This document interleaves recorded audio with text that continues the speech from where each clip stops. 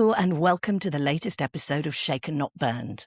When we think about cities, we notice them really when something stops working, when trains are delayed, or roads are flooded, or when construction overrun drags on for years, when energy systems are struggling under pressure. But most of the time, we don't think about it. They feel stable, they function. But that stability depends on an enormous web of infrastructure, whether that's transport networks, water systems, power grids, buildings, and of course digital systems, all of which have got to be planned, built, and continuously adapted while millions of people continue to live and work around them. And here's the challenge. The decisions that shape how cities function today were often made years, sometimes decades, before we experience their consequences. Infrastructure takes a long time to build, and it lasts a long time. Assumptions about population growth and climate conditions and energy demand and mobility patterns, they all become embedded in physical systems that are difficult and expensive to change once they exist. And I'm sure that most of our listeners will have heard the famous statistic that by around 2050, 2/3 of the world's population, that's between 68 and 70%, is expected to be living in urban environments. And this is all happening when we're really starting to see the impact of climate change, whether that's floods or droughts.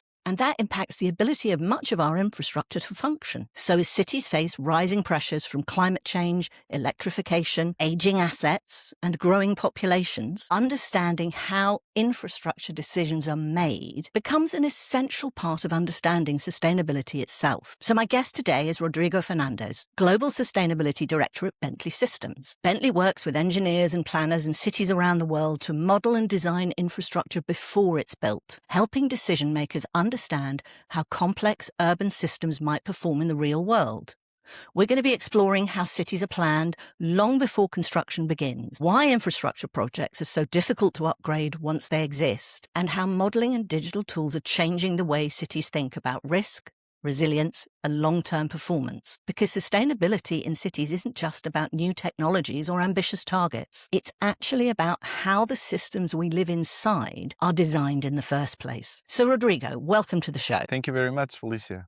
I referenced the fact that most people only really notice infrastructure when something goes wrong, whether that's congestion or flooding, whether it's construction overruns. From your perspective, why is building or upgrading city infrastructure so hard in practice? Well, you mentioned a lot in your introduction. We know cities are responsible for a big part of climate change, its effect, because people live in cities and a lot of urban environment is there. But as a matter of fact, it's also the cities, the main victims of themselves, because cities are highly interdependent, highly complex. They are not isolated assets. All the grids that exist, they all have cascading effects, changing components between different industries, transport, energy, water, public life. Everything is connected. You know, I remember when I was going to London last year, I took a flight to London. I arrived in London and then my phone was not working anymore. And then someone at the airport told me that there was a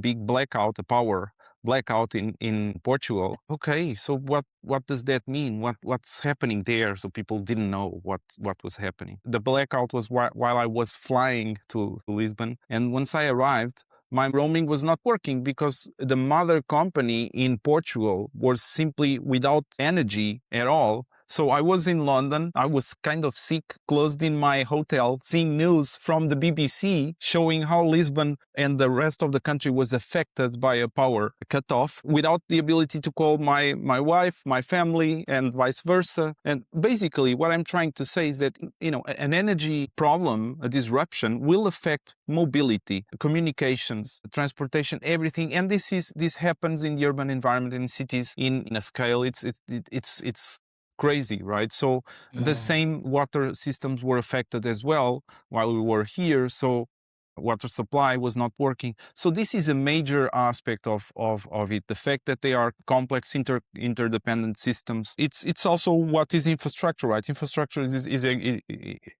it's to support people, and it's at cities where infrastructure is more relevant. But the other thing you also mentioned, Felicia, the fact that most infrastructure was built for a different era, and retrofitting inside, live constrained environments introduces costs, risk, uncertainty. It's difficult to do, right? And the final point I would mention as for this is the fact that decision making in many cases is taken in department silos. Coordination might be slow. There's also unintended consequences of many of the decisions that are taken. There are lots of stakeholders involved. Decision makers change very frequently in cities because of political cycles, restarting work several times with different technologies or approaches or methodologies. And this is very, very hard to do and to manage all this, right? I think these are possibly the key aspects for the difficulty of building or upgrading a city infrastructure. What really fascinates me about the way you describe it is this idea of the interconnected systems, because one of the things we're trying to get our heads around with climate change is the fact that it's almost that climate change is not itself the problem. It's a risk multiplier for all of the other problems that we face. And all of these interreliant systems, we've all become so reliant on technology that we don't really think about it. We expect it to be there. And it's almost as if human operation is on the surface of an incredibly complex, incredibly difficult to manage technological and ecological system. And we're really beginning to see the cracks show at the edges. This is where I'd like to perhaps get a deeper understanding of why it's so difficult to upgrade and build new city infrastructure. When we're thinking about the complications and the difficulties involving infrastructure in an urban environment, what makes it so difficult and how can we go about solving those problems? Well, I think one aspect that I think is really important is about public trust and stakeholder engagement. I think that's a critical aspect, first of all. I think being on a department silo or making the decision there and thinking that there will be a buy-in from everyone, that's a first difficulty. Citizens must be taken into consideration when something is planned, and they need to know the trade-offs, the risks that are involved. Because when we talk about sustainability, we talk about managing trade-offs. There's no way out. Many people think that professionals on sustainability are just looking for ensuring that there are zero pollution, zero emissions, zero consequences of everything. No, it's managing trade-offs. It's all about that. Policymakers and city planners, they have that in mind for sure. I think that the main difficulty is that usually they don't communicate those trade-offs and what is at stake, what needs to be considered. I do think that digital technologies can do much more and much better helping them communicating visually. For instance, in cities that I know, I'm seeing city planners preparing, planning big infrastructure projects, and the way they communicate the new infrastructure, it's not clear at all for people. What is that? Where will be there? What are going to be the consequences, the risks and the benefits? And then people with the uncertainty, they will not understand, they will not move forward. Creating conditions to better communicate those aspects, I think it's fundamental. I think in many cases, it's important that decision makers find out if they really need to build something. And this is kind of thought-provoking, but before building, analyzing if building is really necessary or if there are other ways of going without that.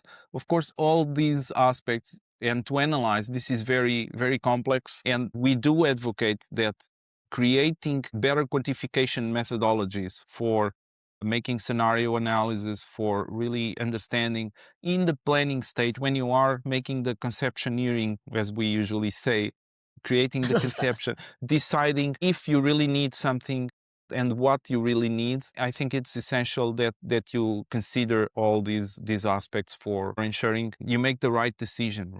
And the scenarios that need to be considered are fundamentally different from the scenarios 20 years ago or 30 years ago. That's also something people have in mind, right? So because risks are... We live very different lives. Yeah. We have very different Yes. expectations. Yeah. So that's also something to have into consideration, right? So it's essential that they have these ideas, into consideration. Once they have the concept, once they have an idea of what they want to do, they need to decide how they want to do, and they need to do what we call the optioneering, right? Analyzing the different scenarios, and all the early choices they will make will have repercussions in the long term, and they know it. more, and they should be able to quantify either on the materials that they select, on the procurement, on the products that they select. They can prioritize lowest embodied carbon and cost optimization. They can find the balance, find the sweet spot for that. I'm not so concerned about energy sources or about energy optimization, to be honest. That's really key. But if we think in 20 years, in 50 years, well, my expectation is that we will become much more efficient in how we generate energy. So that's not the big deal. The big problem, the big elephant in the room is the materials you use, the materials you put in place, how you put them. And then if you are putting them in a situation where they will be under strong risks, strong threats from all the considerations you mentioned, climate risks, of course, population growth that will make an asset immediately outdated. Like imagine if you create a transportation system, not taking into consideration the population growth, expansion in the future, or a situation where that's not efficient, it's really a problem. There's I think a very good analogy is the Thames Barrier that was built in London. It was built at a time when they expected to use it about 4 times a year. And over the years, the number of times they've had to use the barrier to prevent flooding in London has gone up. But because the land in East London was protected, there's so much development that's happened there that now the Thames Barrier is trying to prevent flooding of some really expensive real estate in London. And yet there's a real question as to how long it's going to be fit for purpose, because no one imagined when they designed it that it was going to need to operate at a scale and on a level that was never intended for. And I think that issue of what we build and what we build for is really important, especially when you talk about materials, because I've been reading a great deal about the impact of heat, not just on productivity of human beings, but the fact that our electricity infrastructure doesn't work in the same way, that buildings don't operate in the same way. You change the envelope. So one of the questions that I want to get to is the work that you do is with digital twins and infrastructure modelling. In practical terms, how does modelling change what engineers and what city planners can actually do? What can they avoid getting wrong? And I suppose an additional part to that question is, what sort of scenarios are you using when you're modeling for different futures? Technology can indeed be used for that, and digital twins, AI models, they are essential for that part, I think. And it's not starting now, right? Now we talk more about digital twins because we bring more real-time data into the conversation. But the modeling technology exists for decades, right? So I started my professional career 25 years ago, exactly doing numerical modeling. But let's start thinking about reality mesh modeling, like photogrammetry, how you can put drones on a city, collect information there, and then create a fidelity model for your infrastructure. So that will help you better understand and visualize existing assets, or even future assets that you might put in and mix, right? You can mix the reality with design models that you might want to create. That's really interesting, because once you have a very high resolution model for your asset or group of assets, not only you can plan better, which is what we have been talking here, but also you can increase the quality of inspections and maintenance, which is also a key point. Like existing infrastructure, which is getting old and under threats, because if they are old, it means they are more vulnerable to the risks that are increasing, right? So now, if you can better understand the condition and the monitoring of that's really key. We have stories of cities basically monitoring health condition of trees based on digital twins, right? So, but not only trees, pavements, roads, many kinds of assets, either natural or built, can be in a city. They can be managed from that stage. Of course, that information can also be used only for communication, because if you planning something and if you showed something in 3D visually and all that, that's really key for decision makers, but also for the citizen there. Then all these scenarios that you can test. Once you have good information that you collected, either remotely or in situ, satellite data or sensors, it doesn't matter. But once you have all that data, and you can run different scenarios, it means that you can study different flood scenarios. Of course, we say about a 100 flood scennario, maybe it's now a 10-year flood scenario, right? But the point is that you might need to run more scenarios, and you can run as scenarios as much as you want, because it's virtual, so you can play God with the data there. So you can test things under any sort of circumstances that you want. Exactly. So if you build your city in your computer before building it in the city itself, it means you can play with floods. You can also play with mobility. Like, okay, what if I put one more lane here for bus?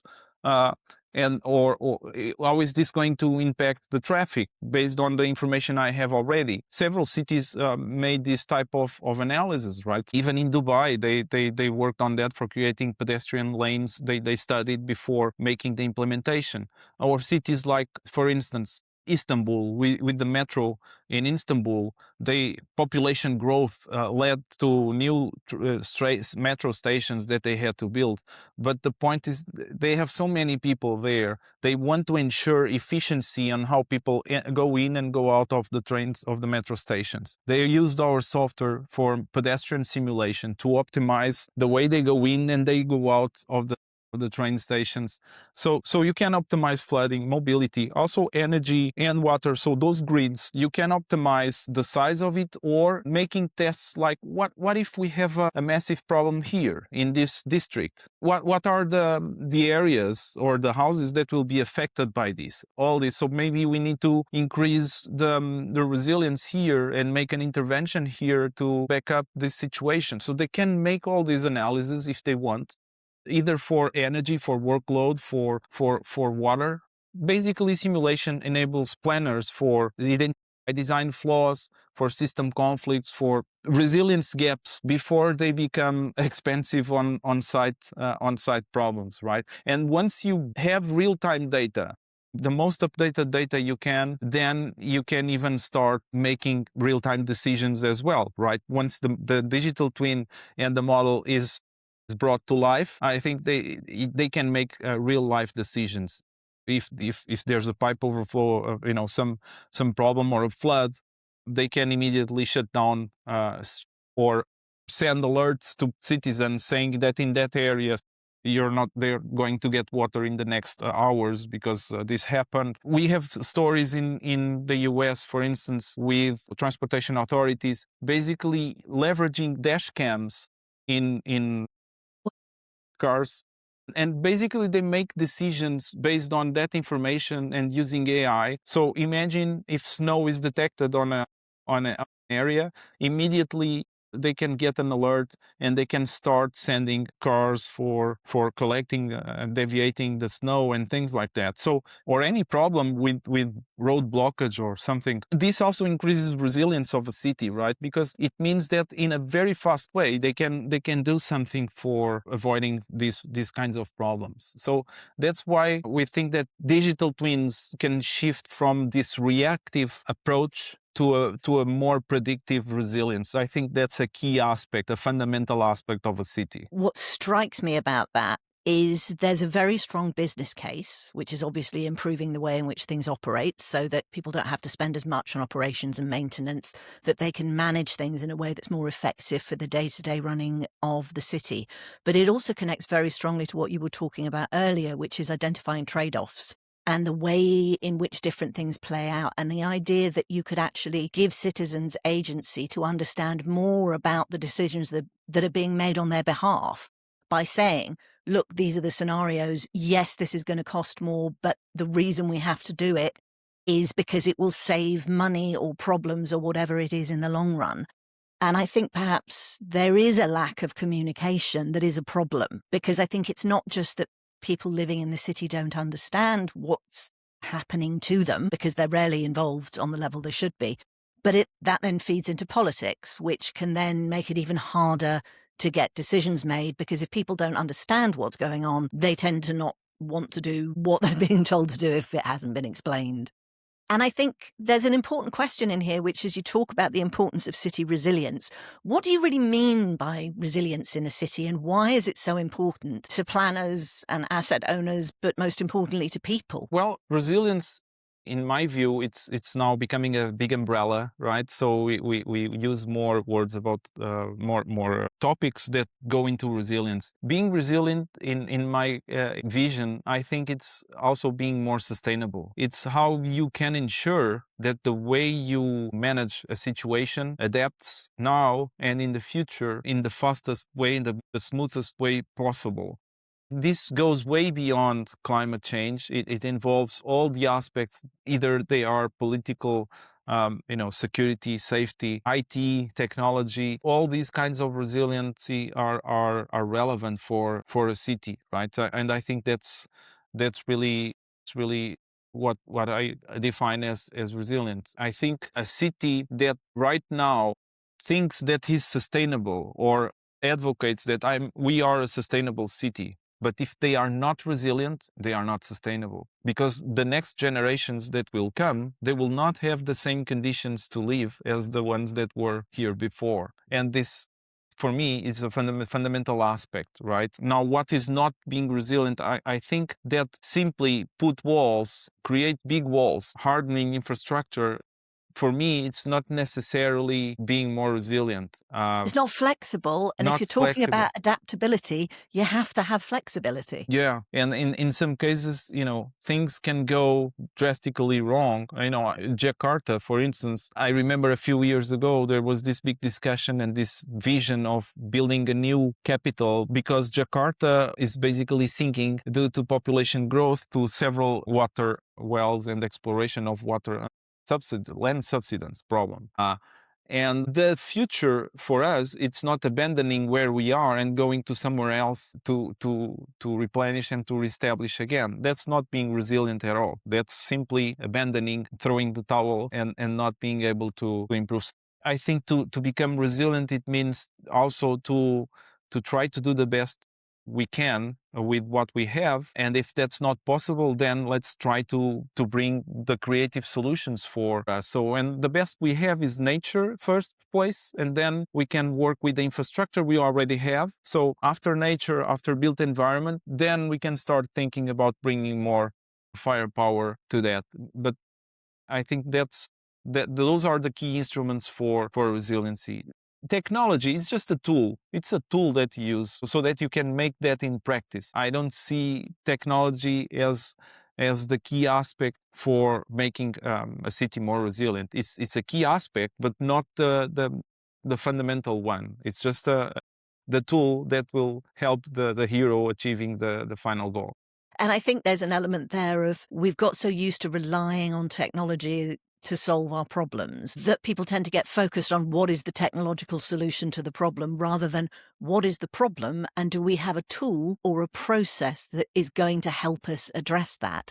And that connects really strongly to one of the questions I wanted to ask you. We've touched on the fact that a lot of today's infrastructure was built expecting different populations and different environmental conditions. And we've talked about the fact that infrastructure is here. We have to work to a great extent with what we've got. So I'm interested in trying to understand what are the challenges that arise when cities are actually trying to adapt those existing systems. What do we need to look at if we're going to adapt existing infrastructure instead of just moving on or building something new? I was just giving the example of Jakarta and Nusantara as right. So, but yeah, I think legacy infrastructure often has limited capacity. It also outdated standards. And when I mention standards for quality of life, but also technological standards in some cases. Imagine you run a project several years ago, and then the data you collected was based on a closed, locked environment. And then you want to do something with that 20 years or 30 years later, and then you find out that that company doesn't exist anymore. The data was locked in on that specific company, so it's gone, right? So You do hear terrible stories about people trying to build new buildings or build in a new area and they're digging down. In London, sometimes it's finding an old graveyard that nobody existed, but it can be pipes and wells and old transport networks that you just didn't know were there. Yeah. And in many cases, you might know they are there, but you simply need to do everything again to make the inventory and to collect all the data, to digitalize so that you can start from somewhere. Because if you're in a locked environment of the data, when I mentioned standards, I also mentioned open standards for data exchange and for ensuring that if you're managing an asset that might be here like 100 years, you need to make sure you own the data in a way that the data will not be logged in something. That's essential in my Because view. that's really scary. I've been around long enough to remember when things were on paper. And then they were on floppy disks. And there was something weird called a daisy something that was a type of disk.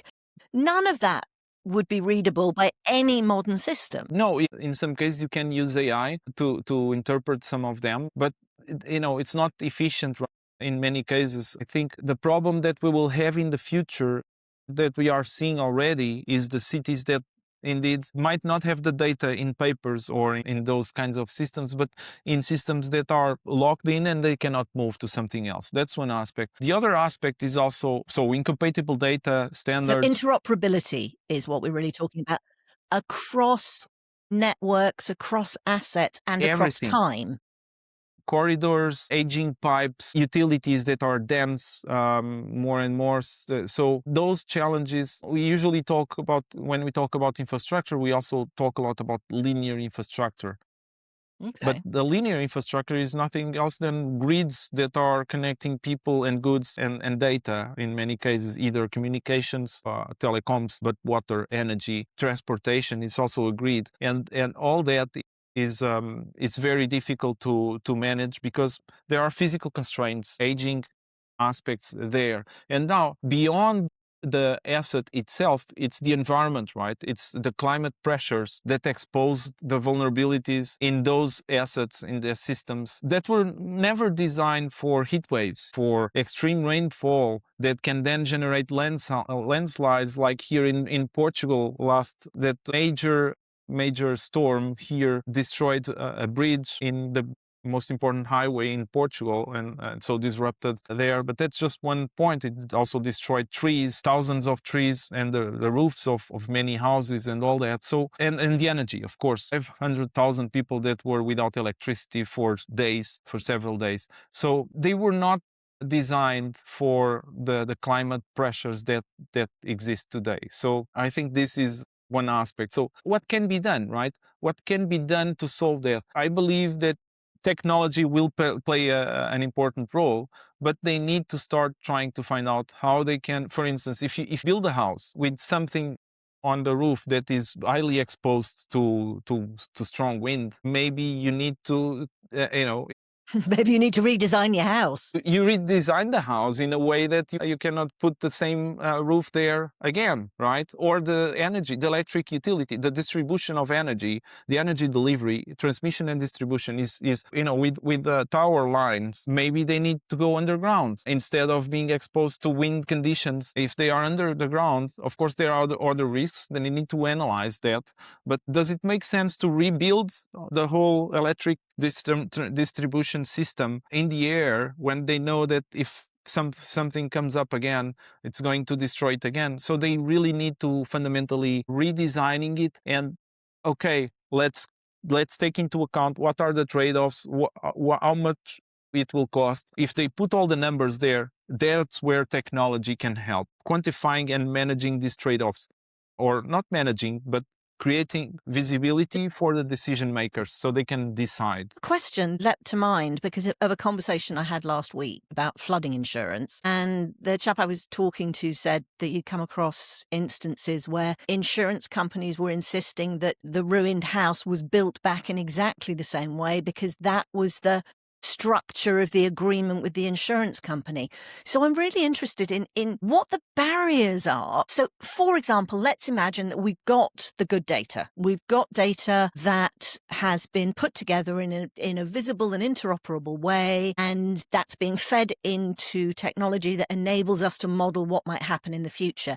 Now, you would think that would lead directly to better decisions. But in reality, there are things like the insurance problem. So what still makes it difficult difficult to make good infrastructure decisions? What makes it hard? So I think that will bring us to the beginning of the interview, right? So I think uh, I think stakeholder engagement is essential, right? The ability to communicate where we are and where we will be is an essential part of the decision making process, right? So this leads to more public trust and more transparency, and it will facilitate the decision because we know that urban leaders, city leaders, they have this difficulty. They need to balance policy, budgets, public public expectations, governance, just engineering logic. That's okay. That's essential. But the leaders, they have much more than that, right? So even if the data is connected, are you using the data? So we know 80 to 90% of the data you collected is what we call dark data because it's not used anywhere. So if you collect data, let's use the data to make decisions, to help you make better decisions, right? I think that's an essential part. There's a really interesting point there, though, which is related to a lot of sustainability reporting data, because companies are constantly pulling together lots of different data. But it's very difficult to see where the data they're pulling in that tells you where they are historically is being used to change how they're going to move forward in the future. And I think there's a mind shift required there that seems to be the case in many, many different disciplines and domains. Yeah, yes, I think, and the mindset change and the new cultural aspect is also needed, right? We talked about stakeholder engagement. I talked about this data, the data that is needed, data-driven approaches, data-centric approaches, trade-offs, all that. But if I think there's still a big gap in terms of educational systems, a traditional way people learn civil engineering or structural engineering. It's amazing how they learn what's needed to to technically know the maths, and I'm an environmental engineer as well. But in the future, I would say that we would like that we would not be needed either chief sustainability officers or environmental engineers.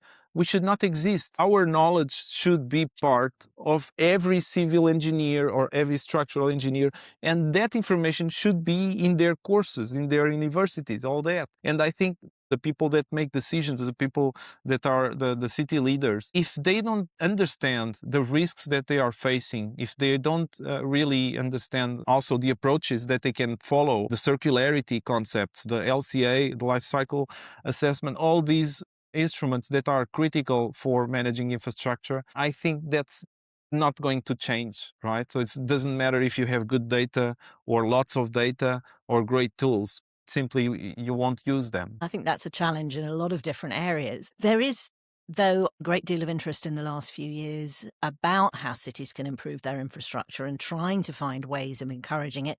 So there's a pull for that kind of integrated knowledge, which perhaps might have an impact on the way in which people are taught, although actually, when I think about it, changing educational systems does seem to be one of the slowest things in the world. I think perhaps what might help bring it out is identifying those cross-domain problems so that we start to be forced to think about things in a slightly more systemic way. I'm just thinking, are there areas where cities are feeling pressures that residents might not be aware of that actually connect to infrastructure, connect to heat and energy demand in a way that we can make it a reality for people? Because I think before anybody changes anything they do, they have to feel that they live in that decision. Does that make sense? I think so. Yeah. As far as I understand, so what you're meaning is, there are new risks, new pressures. I'm just trying to understand if there are ways in which we can talk about what's happening that highlight the problems that we're facing in ways that residents don't yet think about, so that we can, it's almost translating the knowledge of the expert into a lived reality for the person experiencing the Of course, impact. there is. And I think that's why I'm not so concerned about many of the geopolitical shifts that happen around the world, because the impacts are there. You just see it. It's there. We don't need to explain it, right? Increased rainfall, we see it overwhelming drainage systems in a way that never before. If you're in a coastal area, you simply have problems in summer because beaches will need to be closed because of a summer rainfall or something like that, or you get people going to hospital because of pollution. But then even things like transportation, that in many cases, the disruptions that you have in transportation when you have a flood. So, okay, you want to go to a place, then it's closed. A bridge is gone. Now you need to spend 1 hour instead of 10 minutes going to the next area. It's affecting your life. Your day-to-day job is affected.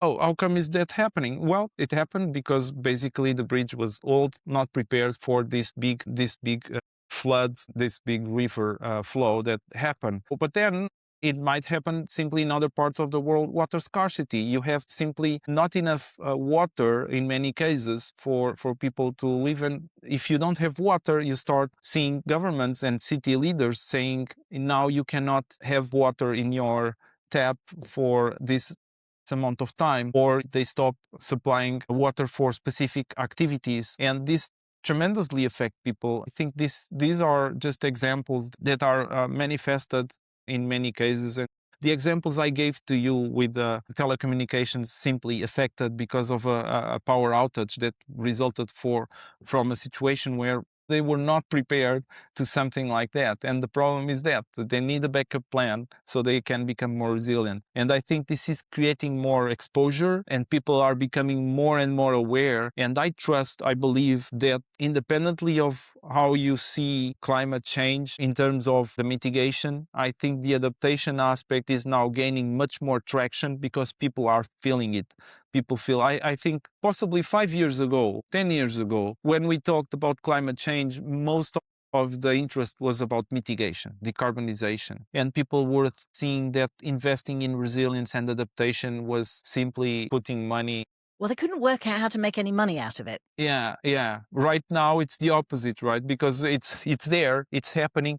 It's on day-to-day job. It's a routine. It's the new normal, and now they need to understand that something needs to be done. Yeah. I think that's an absolutely wonderful point to end our conversation on. But before we go, I would like to ask my favourite question, which is, what haven't I asked you about that I should have done? Okay. That's I know it's a difficult one, but I think that it's always worth just having a random kind of, is there something you want to talk about that you think is really important that we haven't touched on? right. No, I think there's an aspect which is the one I was just mentioning at the end, which is the aspect of the mitigation versus adaptation, right? Should we prioritize one or the other, or should we will we abandon mitigation because of political shifts when we go into adaptation? So my view is that if you want to become more resilient, there's no way that you can become resilient without reducing carbon footprint. There's long-term resilience depends only on carbon. So I think we professionals in this area need to take advantage of what's happening in the world, which is really bad, unfortunately, but we need to take advantage to create a narrative where we explain that decarbonization is indeed part of the resilience pathway. And so we need to provide this holistic approach, explaining that decarbonization works together with resilience.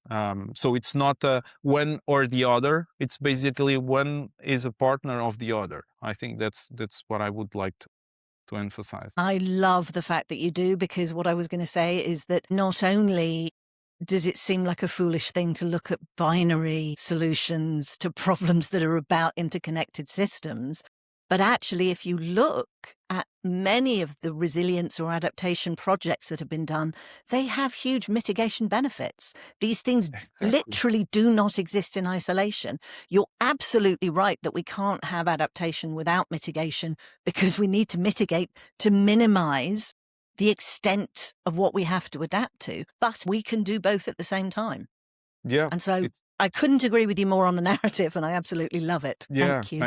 I think that, and once we have that mindset, I think then we can start leveraging the tools that we have there to manage these trade-offs, and where we can bring carbon, cost, risk all together, analyze, make the right decisions, move from reactive to a proactive approach, and also take advantage of technologies for a better communication, for reaching out to people and let them know below us and above us so they make the right decisions. I think that's how I think we will be able to change the world. Do like to end on a note of positive optimism about how we do go about changing the world, because this is the only one we've got, and we've got to make it work with what we have. So, Rodrigo, thank you so much for joining us today. I've really enjoyed our conversation. I think if I've got one takeaway, it's not just that cities don't change quickly, it's that we're not really addressing the problem in quite the right way yet. We have the tools, we have the knowledge, we just have to change the way we think about what we're trying to do. And that whatever else happens, the politics isn't really the point, because the physics doesn't change and we have to live in the environment we exist in. And I think what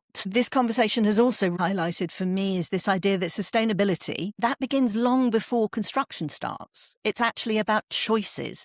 It's about decision planning. It's about engineers and planners making choices under uncertainty, balancing cost and risk and performance and future needs that we don't yet know what they're going to be. They're needs that can't be fully predicted. And for residents of cities, much of this actually remains invisible. The comfort of our buildings, the reliability of transport, and the resilience of our cities, they all depend on these hidden decisions being made well. And that needs to be clearer to everyone if we're going to adapt successfully to future environments. So in the next episode of the Cities and Built Infrastructure arc, we're actually going to be moving from planning to operation, actually looking at what it takes to keep buildings and urban systems functioning in the day-to-day, and why managing infrastructure may be one of the biggest challenges we all now face. So if you've enjoyed the conversation today, don't forget to like and follow, and until next time, this is Shaken Not Burned.